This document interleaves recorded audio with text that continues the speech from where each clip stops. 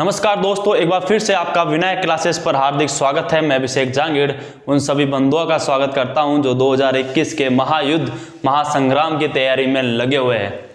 तो मित्रों, हम जो चैप्टर 12 था उसके बारे में डिस्कशन कर रहे थे और हमने लास्ट वीडियो में जो हमारे प्रमेय थे, जो हमारी थ्योरम्स थी, उनको हमने देखा था और उनको प्रूफ किया। तो आज देखेंगे भाई उनका यूज कैसे हुआ सर्किल में, ठीक है। उनको कैसे हम यूज कर सकते हैं सर्किल में, आज उसके बारे में हम पढ़ेंगे। और दोस्तों, एक बहुत ही अच्छी बात बता रहा हूं मैं आपको कि अगर आपको मेरा पढ़ाया हुआ अच्छा लगता है तो आप प्लीज कमेंट में जाके मेरा भारत महान ये वाली लाइन जरूर लिखे, ठीक है। मेरा भारत महान ये वाली लाइन आप जरूर लिखिए अगर आपको मेरा पढ़ाया हुआ अच्छा लगता है तो, ठीक है।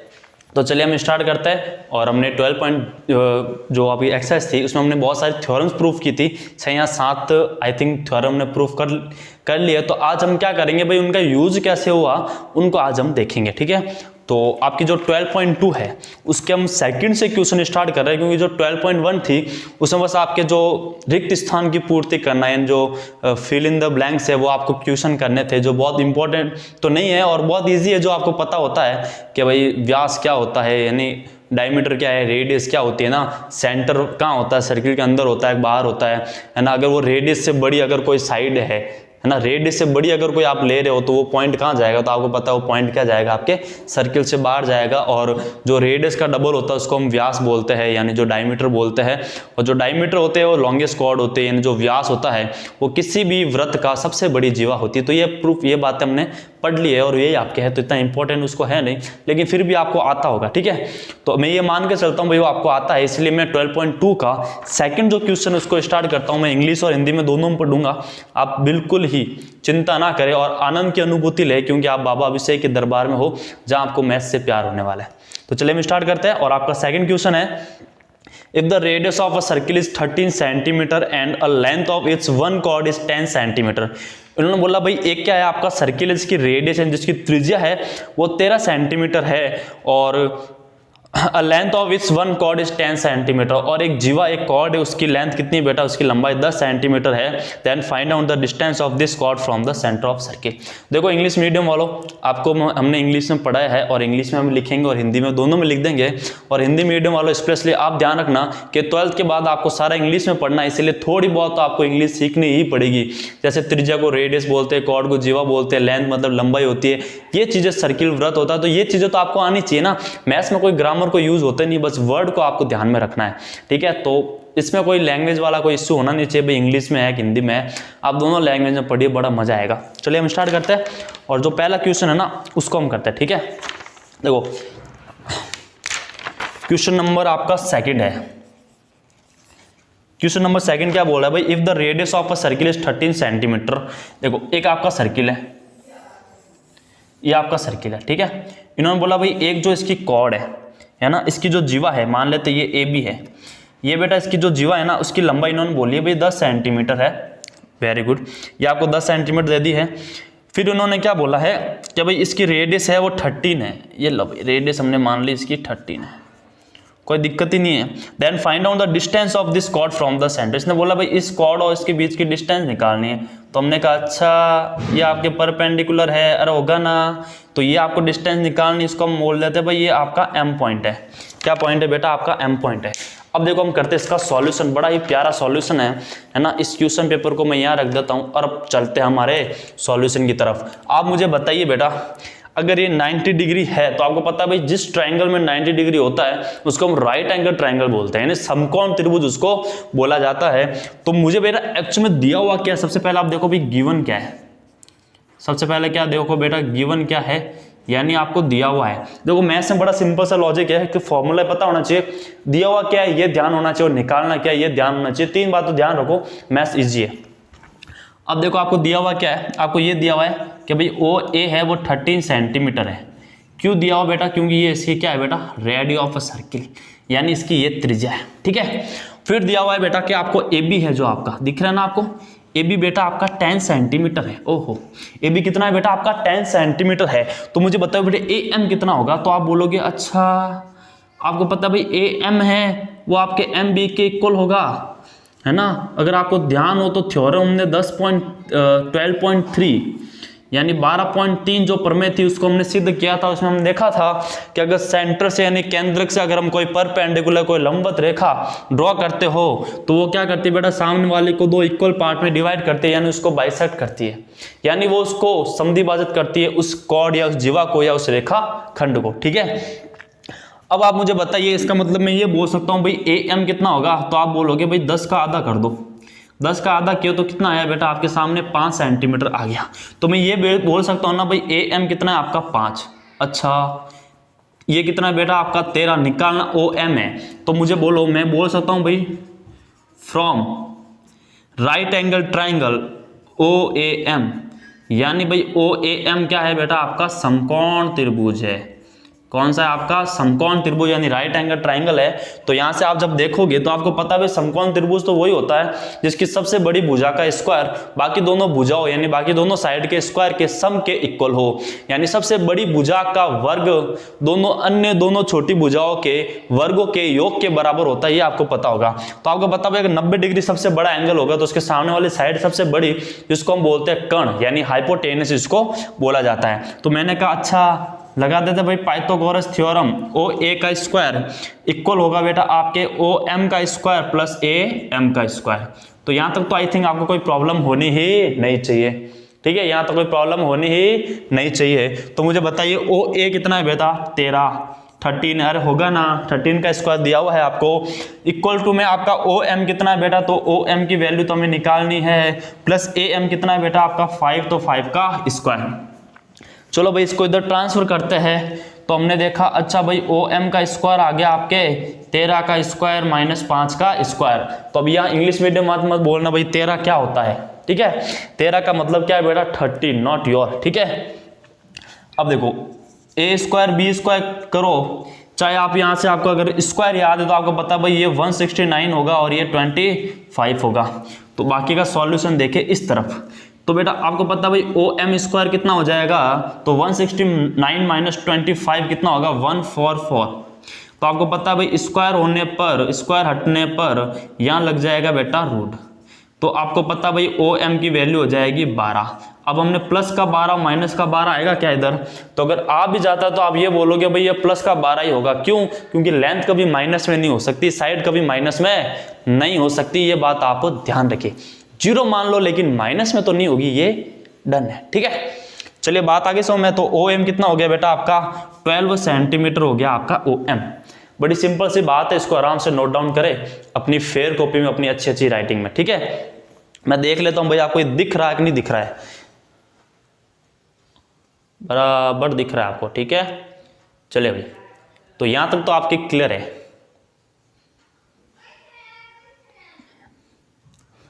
अब देखते हैं भाई आगे। ठीक है, अब क्वेश्चन नंबर 2। अब देखो क्वेश्चन नंबर 2 देखते हैं। मजा आ रहा है ना पढ़ने में, अगर आपको मजा आ रहा है पढ़ने में तो बस एक ही बात मैं बोल रहा हूं कि भाई मेरे कमेंट बॉक्स में जाकर मेरा भारत महान ये सब जरूर लिखे, ये लाइन जरूर लिखे। ठीक है, क्योंकि अगर आज हमारा अस्तित्व है तो बस भारत देश की वजह से। तो चलिए भाई हम पढ़ते हैं, अगला क्वेश्चन देखते हैं भाई 3rd। क्या बोल रहा है कि 2 chords of a circle AB and CD, भाई 2 आपकी जीवा है AB और CD, हुज लेंथ आज 66 सेंटीमीटर एंड 12 सेंटीमीटर, जिसकी लंबाई 6 और 12 सेंटीमीटर है, are parallel to each other and also situated on one side. कहां पर है बेटा, एक ही साइड में लिखा, एक यानी सेंटर के एक ही साइड में है। If the distance between AB and CD 3 centimetre then find out the radius of the circle. बड़ा सिंपल सा क्वेश्चन है यार, क्या छोटे छोटे क्वेश्चन है। देखो 3rd क्वेश्चन क्या बोल रहा है कि भाई एक आपका सर्किल है, ये आपका सर्किल है। ठीक है, थोड़ा सा बड़ा ड्रॉ कर लेता हूं ताकि आपको अच्छा लगे। ये आपका सर्किल है, ये आपका सेंटर हो गया। इसने बोला है कि बेटा एक तो आपका 12 सेंटीमीटर और एक 6 सेंटीमीटर। अब आपको पता है भाई ये जो आपकी कॉर्ड है ये तो इस कॉर्ड से छोटी होगी, ये तो आप कॉमन सेंस आप लगा ही सकते हो। ठीक है, तो मैं ये बोल सकता हूँ भाई ये आपका AB है और ये आपका CD है। इन्होंने बोला भाई AB कितना है, तो इन्होंने बोला भाई AB है आपका 6 सेंटीमीटर। ठीक है भाई, AB आपका 6 सेंटीमीटर है, और अगर मैं CD की बात करूँ तो वो है आपकी 12 सेंटीमीटर। ठीक है, तो मैं इसको इधर लिख रहा हूँ आपका CD पूरे ये कितना है बेटा 12 सेंटीमीटर है, ये आपको दिया हुआ है। अब आप मुझे बताइए, इसने बोला भाई रेडियस फाइंड आउट करनी है। ठीक है भाई, कोई दिक्कत ही नहीं है। देखो बड़ा सिंपल सा क्वेश्चन है, आप मुझे बताइए कि भाई ये आपका सेंटर ओ है तो ये इसकी रेडियस होगी कि नहीं होगी, होगी। अच्छा ये भी रेडियस होगी ना, तो ओ और सी दोनों क्या हो जाएगी आपकी रेडियस हो जाएगी। और यहाँ से अगर आपका कॉर्ड है तो ये बताइए कितना होगा बेटा, मैंने कहा भाई ये भी 90 डिग्री और ये भी 90 डिग्री है ना। अब ये मत पूछना क्यों होता है। और इसके बीच की डिस्टेंस शायद आपको 3 सेंटीमीटर दे रखी है ना, between A B and C D is 3 centimetre. ये जो है ना बेटा इन दोनों के बीच की जो डिस्टेंस है ना वो आपको गिवन है 3 सेंटीमीटर। बस ये चीजें आपको गिवन थी। अब मैं बार बार वापस क्वेश्चन समझा रहा हूँ, समझना। इन्होंने बोला भाई 2 कॉर्ड है, 2 जीवा है, एक तो आपके 6 सेंटीमीटर, एक आपका 12 सेंटीमीटर है। तो अब इतना अच्छा कॉमन सेंस लगाना भाई कि ये छोटी होगी नहीं ये बड़ी होगी, तो ऊपर वाली कितनी होगी बेटा 12 और नीचे वाली कितनी होगी बेटा आपके 6, ठीक है।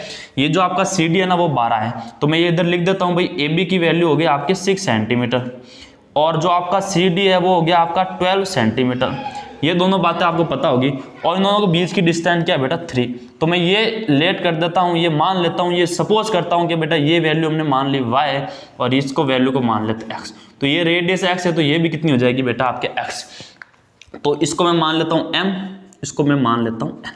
अब मुझे एक चीज़ बताइए कि अगर मैं ये बोलूँ भाई मैंने क्या लिया, देखो अगर मैं ये बोलूँ कि भाई मैंने OC को x मान लिया तो OC बराबर होगा OA और उसको क्या मान लिया मैंने x मान लिया, ठीक है। और ये जो ON है उसको मैंने क्या मान लिया बेटा y मान लिया, तो ON को मान लिया मैंने y। तो आप मुझे बताइए भाई OM कितना होगा, तो आप बोलोगे भाई y+3 हो जाएगा, ठीक है। कैसा इतनी छोटी सी बात आप क्यों पूछ रहे हो, ये दिख रहा है कि अगर ON y है तो पूरी जो OM है ना वो y+3 हो जाएगा। छोटी सी बात है, कितनी सी बात है बेटा, छोटी सी बात है, ठीक है। अब देखते भाई आगे, तो OM इक्वल टू कितना हो गया आपके y+3। अब अगर आप ध्यान से देख रहे हो इधर, ठीक है, तो मैं इसको थोड़ा सा ऐसे कर लेता हूं। अगर आपको ध्यान से देख रहे हो तो आपको इधर 2 ट्राइंगल दिख रहे हैं, 2 राइट एंगल ट्राइंगल दिख रहे हैं। अगर मैं नाम लिखूं तो फिर आप बोल देना कौन से है। तो एक तो है बेटा आपका OCN, ठीक है, और दूसरा जो ट्राइंगल है, पहले हम OCN की बात कर लेते हैं कि भाई ट्राइंगल OCN का है, तो ये आपका O, ये आपका C और ये आपका N। OCN अगर आपको ट्राइंगल दिख रहा है तो इसमें आपको ये पता होगा, ठीक है। मैं वापस जूम करके बताता हूँ आपको, थोड़ा सा मैं जूम कर लेता हूं, ठीक है। तो थोड़ा सा मैंने क्या किया बेटा, जूम किया। तो जब जूम किया ना तो आपको कुछ इस प्रकार का, इस टाइप का ये ट्रायंगल नजर आ रहा होगा कि भाई ये तो आपका x है, ये आपका y है। आप मुझे बताइए CN कितना होगा, क्योंकि आपको पता है भाई जो CD है वो आपका CD है वो आपका कितना बेटा 12 है। तो जो CN होगा ना वो इसका आधा हो जाएगा, यानी 6 सेंटीमीटर हो जाएगा। वैसे जो AB है बेटा वो आपका कितनी है 6 है। तो मैं बात करूं AM की तो वो कितनी हो जाएगी बेटा आपके 3 हो जाएगी, इसकी हाफ हो जाएगी। तो CN के बाद की तो कितना हो गया बेटा ये 6 हो गया। अब आप मुझे बताइए अंदर पाइथागोरस थ्योरम लगाएंगे तो ये हो जाएगा बेटा OC का स्क्वायर इक्वल टू ON का स्क्वायर प्लस CN का स्क्वायर। तो OC का स्क्वायर हो गया बेटा x का स्क्वायर, ON कितना हो गया बेटा y का स्क्वायर और ये हो गया आपका 6 का स्क्वायर। इसको मैं इक्वेशन 1 दे देता हूं ना, ठीक है। तो जब आपको इन्होंने जूम किया आपने तो आपको ये इस प्रकार का, इस टाइप का आपकी इक्वेशन दिखी होगी। इस ट्रायंगल को मैंने जूम किया तो ये आया बेटा y का स्क्वायर प्लस x का स्क्वायर इक्वल टू y का स्क्वायर प्लस 6 का स्क्वायर। ये पाइथागोरस थ्योरम में आपको पता होगा है ना। और ये क्यों हुई बेटा आपको पता, भाई थ्योरम हमने पढ़ी थी 12.3 कि जब सेंटर से आप परपेंडिकुलर ड्रॉ करते हो तो वो क्या करता है, उसको बाइसेक्ट करता है। यानी जब आप केंद्रक से किसी जीवा पर लंब डालते हो तो वो जीवा को 2 बराबर भागों में बांट देता है, यानी उसका समद्वि भाजन कर देता है। अब देखो बेटा दूसरा ट्रायंगल आपको दिख रहा होगा, ठीक है। दूसरा ट्रायंगल कौन सा बेटा आपका, सेकंड ट्रायंगल आपको दिख रहा हो OAM। अरे ये दिख रहा है ना OAM दिख रहा है बेटा आपको OAM। अगर इसको मैं थोड़ा सा और जूम करूं, अगर इसको मैं जूम करूं तो आपको दिखेगा बेटा ये O है, ये है M और ये है बेटा आपका A। तो ये हो गया होगा आपका 90 डिग्री। आप मुझे बताइए ये तो x ही होगा, ये कितना होगा बेटा, तो आप बोलोगे y+3 हो जाएगा। छोटी सी बात है सर, छोटी छोटी बातें मत पूछो। अगर ये पूरी 12 है तो बेटा ये कितनी हो जाएगी, अच्छा ये पूरी 6 है ना तो ये कितनी हो जाएगी बेटा आपका 3 हो जाएगा। मैं अगर AM की बात कर रहा हूँ तो AB 6 है तो AM कितना हो जाएगा आपका 3 हो जाएगा। जब आप यहाँ से बेटा इक्वेशन निकालोगे, जब आप यहाँ से इक्वेशन देखोगे तो आपका क्या आ जाएगा बेटा x का स्क्वायर इक्वल टू y+3 का स्क्वायर प्लस AM का स्क्वायर यानी 3 का स्क्वायर। आप मुझे एक चीज बताइए कि भाई ये भी एक्स स्क्वायर की वैल्यू, ये भी एक्स स्क्वायर की वैल्यू, लेकिन एक्चुअल में हमें तो वैल्यू एक्स की निकालनी है, हमें रेडियस की निकालनी है, यानी वाई की जरूरत तो हमें नहीं है।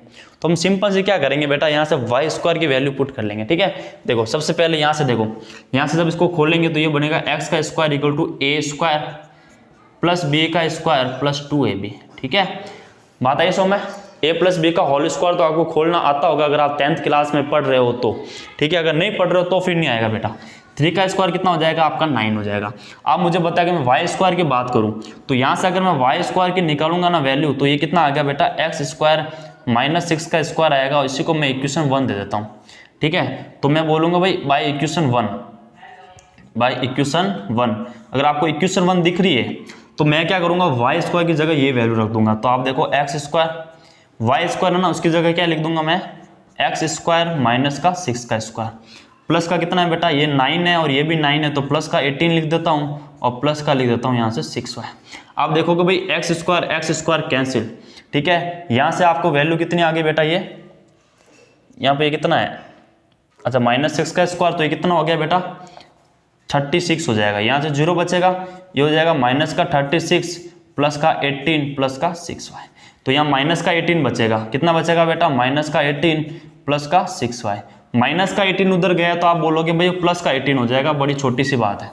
ठीक है, तो वहाँ प्लस का 18 हो गया तो 18 इक्वल टू कितना हो गया आपका 6y और यहाँ से y की वैल्यू कितनी आ गई बेटा आपके 3 आ गई।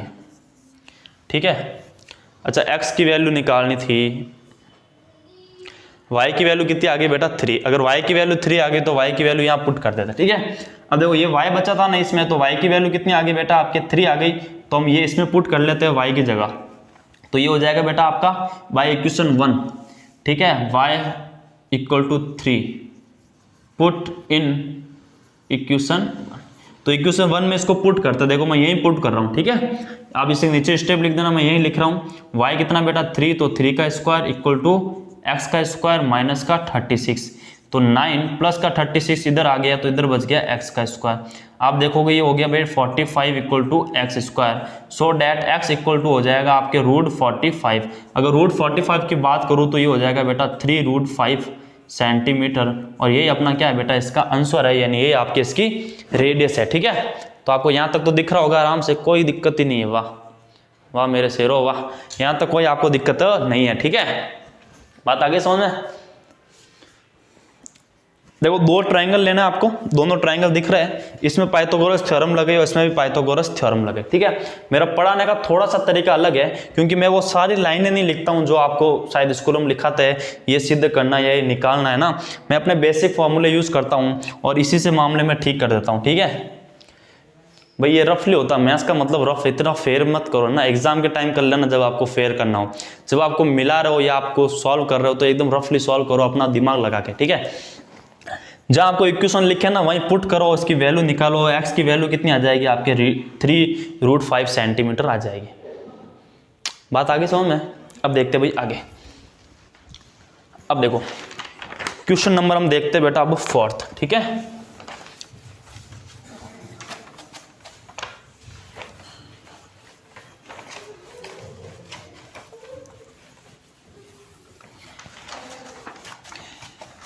ले चले तुम्हें तारों के शहर में, मेरा फेवरेट गाना हो गया अभी, बहुत मस्त गाना लगता है।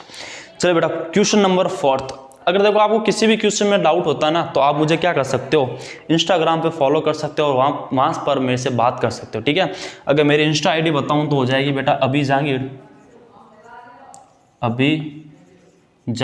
922। ठीक है, मेरी प्यारी सी फोटो आएगी तो आप देख लेना, मेरी प्यारी सी फोटो आएगी एकदम अच्छे से, एकदम हीरो की तरह। ठीक है, तो वहाँ पे देख लेना अभी जहांगीर 922 से, और मैं जो डिस्कशन है वहाँ पे मेरी आईडी डाल दूंगा, तो आप वहाँ पे क्या कर सकते हो, मेरे को फॉलो कर सकते हो और अपने जो भी डाउट है वो वहाँ पे आप शेयर कर सकते हो, मैं आपसे बात करूँगा। और जो भी आपको डाउट होता है ना, चाहे स्टडी हो या कुछ अलग बात हो, आप मेरे से शेयर कर सकते हैं, नो डाउट। अब देखो भाई आगे बढ़ते हैं, क्वेश्चन नंबर 4 देखते हैं।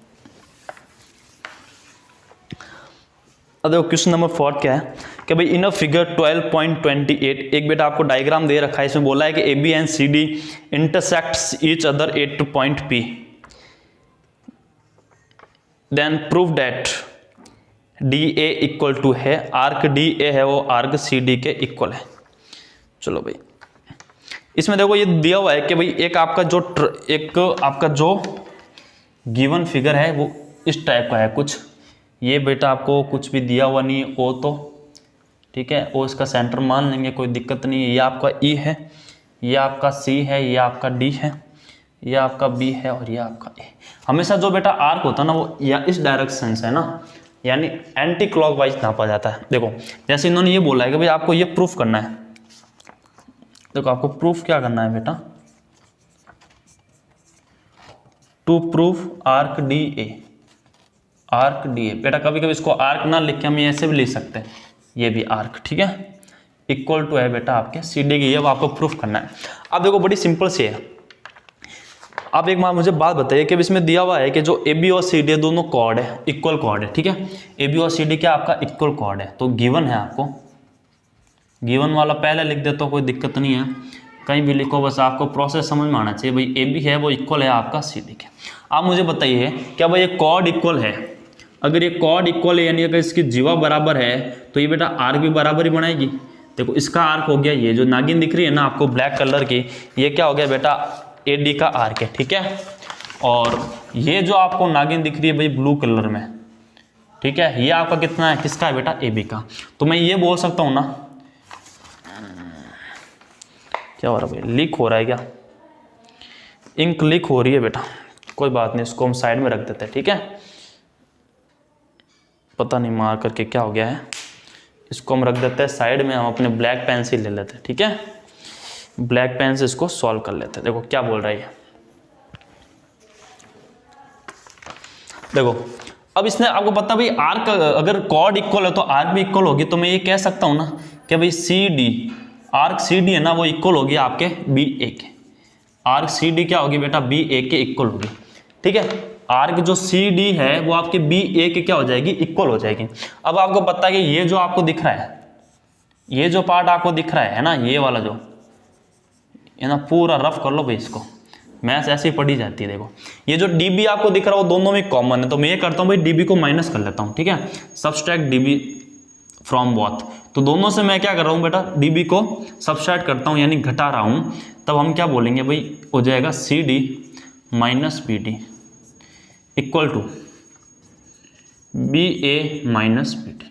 तो इसमें तो कोई दिक्कत ही नहीं होनी चाहिए कि भाई जो वैल्यू हम यहाँ से घटा रहे हैं वही आपको यहाँ पे घटाना है, यहाँ पे माइनस करना पड़ेगा, तो कोई प्रॉब्लम नहीं। आप मुझे बताओ भाई C D minus B D, ये देखो ये C D minus B D क्या बचा बेटा आपके, देखो सी डी का है आपका, सी डी है उसमें से बी डी माइनस किया तो उधर क्या बचा बेटा आपका आर्क सी बी बचेगा, ठीक है। प्रूफ आपको करना है D A, D A equal to C D नहीं होगा बेटा, यहाँ सी बी होगा, क्या होगा आपका सी बी होगा, ठीक है। तो अब ये हो जाएगा बेटा आपका सी बी इक्वल टू क्या हो जाएगा आपका डी। तो ये आपको प्रूफ करना था जो हो गया, ठीक है, ये आपको क्या करना था बेटा, प्रूफ करना था। एक ही लाइन का है, कुछ है नहीं बड़ा क्वेश्चन, ठीक है, बात आगे समझ में, कुछ नहीं। देखो इक्वल कॉर्ड है तो आर्क भी इक्वल होगा, तो यहाँ से सी डी है वो इक्वल होगा बी ए के, जो ये डी ए वाला पार्ट, डी बी वाला पार्ट है उसको माइनस करोगे तो यहाँ से सी बी बचेगा, यहाँ से डी ए बचेगा, और ये आपको प्रूफ करना था। अब चलते हैं भाई क्वेश्चन नंबर 5 की तरफ, क्वेश्चन नंबर 5 की तरफ बढ़ते हैं, ठीक है, बात आ रही है आपको समझ में, ठीक है भाई। अब देखो है ना, मेरे को कमेंट किया था किसी ने कि भाई आप सर 9th जो एक्सरसाइज उसको भी स्टार्ट कीजिए, तो कोई दिक्कत नहीं बेटा, हम स्टार्ट कर लेंगे, बस थोड़ा सा टाइम मिलने दो, ठीक है। जैसे हमें टाइम मिलता है ना हम वीडियो बना लेते हैं आपके लिए, और बहुत मज़ा आ रहा होगा पढ़ने में। और अगर कोई जोधपुर का है ना, अगर जोधपुर राजस्थान से कोई बिलोंग कर रहा है तो आप प्लीज़ मेरे से ज़रूर मिलिएगा, ओके। अब देखते हैं क्वेश्चन नंबर 5। देखो क्वेश्चन नंबर 5 बड़ा सिंपल है। इसने बोला है कि in figure A B and C D are two equal chords of a circle, O is the centre of the circle. If O M is perpendicular A B and O N perpendicular C D, then proof that angle O M N is equal to angle O N M. अरे यार इतना simple सा question, अब मुझे बताइए क्या होगा। देखो ये आपको दिया हुआ भाई, ये सेंटर है ओ, ठीक है, एक ये आपकी कॉर्ड है, एक ये आपकी कॉर्ड है, ठीक है। अब देखो ये आपकी ए है, ये आपकी बी, यहाँ दे रखा है बेटा आपका सी, और ये है आपका एन, और यहाँ से ये नन डाला है बेटा परपेंडिकुलर, इस टाइप का आपको कोई डायग्राम दिख रहा होगा, और ये है बेटा M और ये है N। ठीक है, अपने बुक पास में लेकर पढ़े ताकि जो मैं क्वेश्चन नंबर डाल रहा हूँ इधर और जो डायग्राम बना रहा हूँ वो आपके बुक में से वो मैच कर रहा है या नहीं कर रहा है, ये आप ध्यान रखिएगा। ठीक है, ये यहाँ से इनको मिला दिया। तो इन्होंने बोला क्या, देखो इन्होंने सिंपल सी बात बोली है कि भाई AB and CD are two equal chord, यानी इन्होंने बोला है कि भाई AB है ना वो इक्वल है आपके CD के, AB इक्वल है CD के, ये आपको गिवन है, ये आपको दिया हुआ। ठीक है, कि भाई AB और CD दोनों ही क्या आपके इक्वल है। फिर इसने बोला है कि O इज द सेंटर है, और आपको जो फाइंड आउट करना है या आपको जो प्रूफ करना है, टू प्रूफ, तो टू प्रूफ हो जाएगा बेटा आपका एंगल OMN इक्वल है आपका ONM के, ये आपको प्रूफ करना है। अच्छा भाई, सबसे पहले तो आपको पता है भाई एंगल बीच वाला ही होता है ना, आपको देखना है OMN, यानी M कहाँ है OM, तो हम बात करेंगे OM। इन्होंने बोला भाई ये एंगल है वो इस एंगल के इक्वल है, आपको प्रूफ करना है। अच्छा भाई, किसी भी ट्राइंगल में अगर दो एंगल इक्वल होता है वो तो तभी हो सकता है जब उसकी दो साइड इक्वल हो। बात आई समझ में, दो एंगल तो तभी आपके इक्वल हो सकता है अगर दो एंगल, अगर उसके ट्राइंगल में दो साइड इक्वल हो। तो आप मुझे बताइए भाई इसके सामने तो साइड ये आ रही है और इसके सामने क्या आ रही है, यानी अगर ये OM और ON अगर आपके इक्वल हो जाए तो हम बोलेंगे भाई ये दोनों एंगल भी क्या हो जाएंगे, इक्वल हो जाएंगे। ठीक है, तो अब आप देखो बेटा OM एक्चुअल में है क्या, तो हमने बोला भाई OM क्या है आपकी परपेंडिकुलर है। ठीक है, ON भी क्या है बेटा, वो CD पर परपेंडिकुलर है। अब आपको पता है भाई जो BA है और जो CD है वो दोनों इक्वल कॉर्ड है, तो जब कॉर्ड इक्वल होती है तो उसके सेंटर से डिस्टेंस भी क्या होती है बेटा, इक्वल होती है। और हमने ये 12.6 थ्योरम हमने प्रूव भी कर चुके हैं। बात आई समझ में, तो हम यहाँ सिंपल सी बात क्या करेंगे भाई, AB और CD आपके इक्वल है तो हम ये बोलेंगे भाई OM है वो इक्वल हो जाएगा आपका ON के, है ना। अगर समझ में नहीं आया ना तो थ्योरम 12.6 जरूर देखना। हमने ये बोला था कि जब दो कॉर्ड इक्वल हो तो उसके सेंटर से डिस्टेंस भी क्या होती है बेटा, इक्वल होती है। या हम ये कह सकते हैं कि अगर उसके सेंटर से डिस्टेंस इक्वल है तो वो कॉर्ड क्या हो जाएगी बेटा, आपके इक्वल हो जाएगी। तो OM है वो ON के क्या हो गया, आपके इक्वल हो जाएगा। तो मैं ये बोल सकता हूँ भाई आपका जो ट्राइंगल OMN दिख रहा है वो एक आइसोसेलेस ट्राइंगल हो जाएगा। आइसोसेलेस ट्राइंगल का मतलब हो गया बेटा समद्विबाहु त्रिभुज, यानी जिसमें दो भुजाएं क्या बराबर हो। तो अगर वो OMN अगर आइसोसेलेस ट्राइंगल हो गया तो मैं कह सकता हूँ भाई इनके ऑपोजिट्स एंगल भी क्या हो जाएंगे, इक्वल हो जाएंगे। यानी आपका OMN है वो इक्वल हो जाएगा आपका ONM के। ठीक है, तो ये भी आपका क्या हो जाएगा बेटा, इक्वल हो जाएगा। छोटी सी बात है, कहीं दिक्कत आनी ही नहीं चाहिए। ठीक है, देखो दो लाइन में आपका क्वेश्चन हो गया। अब समझो बस क्वेश्चन को, प्रूफ करना क्या है ना। प्रूफ करने के लिए आपको क्या चाहिए, बस वो चीज़ आप समझ लो। ठीक है, फिर आप पास हो, कोई दिक्कत ही नहीं है। अच्छा क्वेश्चन नंबर 6 की तरफ चलते हैं भाई। क्वेश्चन नंबर 6 की तरफ चलते हैं। ठीक है, आई होप आपको मजा आ रहा होगा। तो अगर मजा आ रहा है तो जोर से बोल दो जय श्री राम। अब देखो क्वेश्चन नंबर 6 है, in the figure 12.30 O and O dash are the centre of the circle and AB is perpendicular O dash, then prove that AB equal to twice of O dash। अरे यार कितने छोटे question पूछ लेते हैं।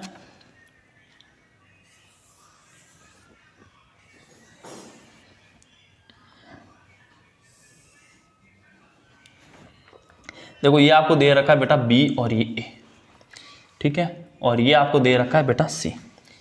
ये O dash है और ये है आपका O। तो देखो ये हो गया आपका E और ये हो गया आपका D, और इन दोनों को हमने मिलाया। तो इन्होंने बोला क्या, देखो आपको प्रूफ क्या करना है। इन्होंने पहले बात तो ये बोला है कि जो AB है ना वो क्या है बेटा, वो पैरेलल है O डैश के, और AB आपको प्रूफ करना है कि जो AB है ना वो ट्वाइस है बेटा O डैश के। ये आपको प्रूफ करना है, ठीक है। और ये है आपको गिवन। अब देखो सोचो इस बात को, क्या बोल रहा है एक्चुअल में इसकी फीलिंग समझो। क्या बोल रहा है, ये बोल रहा है कि जो ये O डैश है ना वो इस पूरे AB का डबल है। अच्छा इन्होंने बोला कि AB है वो पैरेलल है OD के। अरे वाह, अगर AB और OD पैरेलल है, AB अगर OD पैरेलल है तो मैं ये कह सकता हूँ ना कि भाई पैरेलल है तो उनके बीच की डिस्टेंस इक्वल होगी, यानी ये लाइन इसके इक्वल होगी। बोल सकता हूँ नहीं बोल सकता हूँ भाई, पैरेलल लाइंस ही वो होती है जिनके बीच की डिस्टेंस इक्वल हो, कांस्टेंट हो, और उसको आगे बढ़ाने पर यानी आगे एक्सटेंड करने पर वो कहीं एक दूसरे को इंटरसेक्टिंग नहीं करे, तो ऐसी लाइन ही तो क्या होती है बेटा, आपके पैरेलल लाइंस होती है। ये बात आपको अच्छी तरह से मालूम होगी। तो मैं ये कह सकता हूँ क्या बेटा कि जो EO डैश होगा, ठीक है, तो मैं ये कह सकता हूँ ना बेटा कि ई ओ डैश होगा वो बराबर होगा आपका ओ डी के, ठीक है। ई ओ डैश होगा क्या होगा बेटा, ओ डी के बराबर होगा। अब क्योंकि ये जो आपकी कॉर्ड और ये आपकी रेडियस होगी तो ये 90 डिग्री होगा और ये भी 90 डिग्री। अब आपको पता है ये 19 ये 90, यानी कि मैं बात करूं एंगल 1 और 2 की, तो मैं ये कहूंगा भाई एंगल 1 इक्वल है एंगल 2 के और दोनों क्या है बेटा 90 डिग्री के। यानी मैं ये कह सकता हूँ भाई एंगल 1 + 2 कितना हो जाएंगे आपके 180 डिग्री के बराबर हो गया। अब बेटा आपको पता है कि ये 180 बराबर हो गया, अगर ये 180 के बराबर हो गया तब ये क्या हो जाएगा आपके, तो आप बोलेंगे कि भाई ये इक्वल हो गया, तो हम ये बोलेंगे कि जो ईडी है ना बेटा वो ओ और ओ डैश के क्या हो जाएगी, पैरेलल हो जाएगी ना, क्योंकि इन दोनों का सम कितना हो रहा है 180। अगर आपने देखा होगा 9th क्लास में, अगर आपने पढ़ा होगा है ना, और आप मुझे जरूर बताइए भाई इस एंगल को बोलते क्या है। अगर ये एंगल 1 है और ये 2 है, इन दोनों का सम अगर 180 होता वो तो तभी होता है बेटा जब ये दोनों क्या हो एक दूसरे के पैरेलल। ये तो तभी होगा ना जब वो ये दोनों क्या हो बेटा एक दूसरे के पैरेलल हो, ये तो तभी आपके संभव है, तभी पॉसिबल है, ठीक है। तो अब देखो अगर ये आपको हो जाता है ना, जिसको हम क्या बोलते हैं बेटा एडजेसेंट एंगल बोलते हैं ना, आसन कौन बोला जाता है इसको, एडजेसेंट एंगल, ठीक है। तो ये 180 अगर बराबर हो गया तो हम यही बोलेंगे बेटा इस कंडीशन में कि भाई जो ई डी है ना वो आपके पैरेलल हो जाएगी ओ डैश ओ के, ई डी पैरेलल हो जाएगी ओ डैश ओ के, और ये 90 डिग्री ये 90 डिग्री बना रहा है, तो हम ये कह सकते हैं ये 90 और ये 90 बना रहा है, तो हम ये भी कह सकते हैं ना बेटा, और ये इसके पैरेलल भी है। इसका मतलब तो यही हुआ कि भाई जो ई या हम बात करें बेटा ओ डैश ओ और डी और ई इज अ रेक्टेंगल।